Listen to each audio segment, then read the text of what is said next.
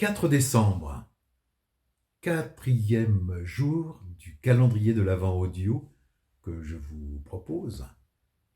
Mais surtout, bon anniversaire Marc.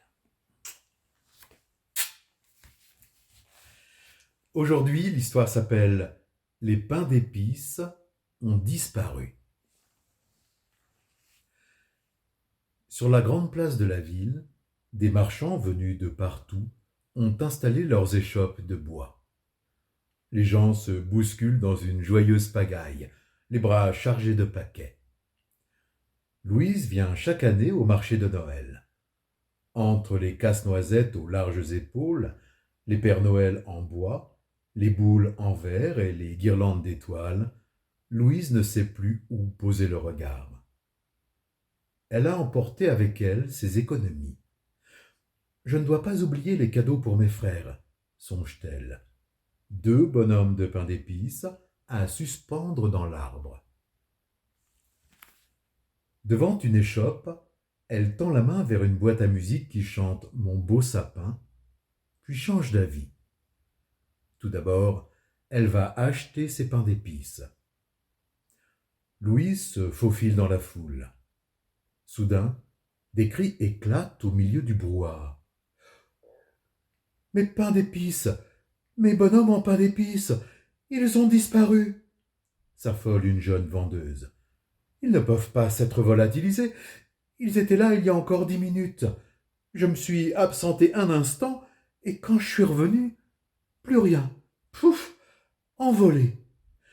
Je remplace ma grand-mère qui a pris sa retraite, mais cela ne lui est jamais arrivé. »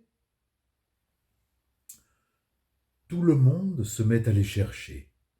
Dans les sapins, sous les tables, derrière les échoppes, dans les cartons. Rien. Louise est très déçue. Maintenant, il est tard. Il faut rentrer.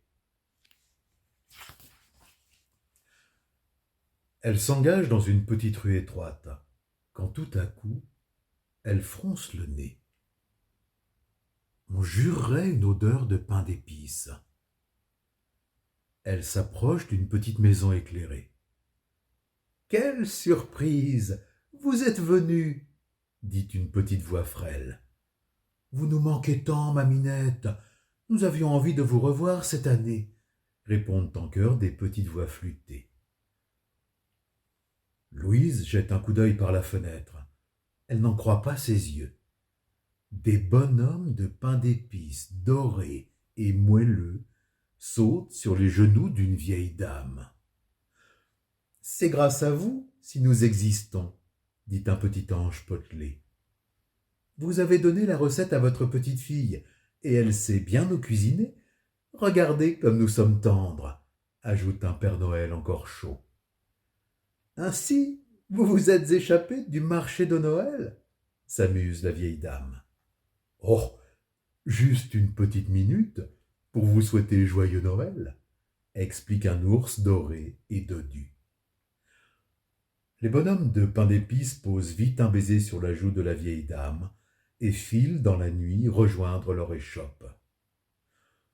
Le Saint-Nicolas se retourne une dernière fois en agitant la main et aperçoit Louise qui les regarde stupéfaite. « Chut !» fait-il en mettant un doigt devant sa bouche. « Je saurai me taire, » le rassure Louise. « Ce sera notre secret de Noël. Mais je reviendrai vous voir demain, car moi aussi, j'ai une surprise à faire à mes frères. » C'est pas gentil tout ça. À demain.